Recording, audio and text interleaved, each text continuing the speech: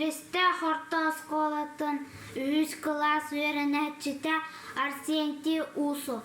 Мен ағам Федот Валерьянович. Ою болар былыттар Аким Кондратьев. Ою болар былыттар Аллан олу абылылар оккон станциядан одун халланы дуулар. Онна жарас қаттыына камсабытынан тақсар бәт. Оғаннар тетына олон қолу олар рәбет. Оттон, ол жиннәхе, ол бұйттан бұғасытар. Көрүй, ол бәрөтейхе, ки жулайық үрджаяр.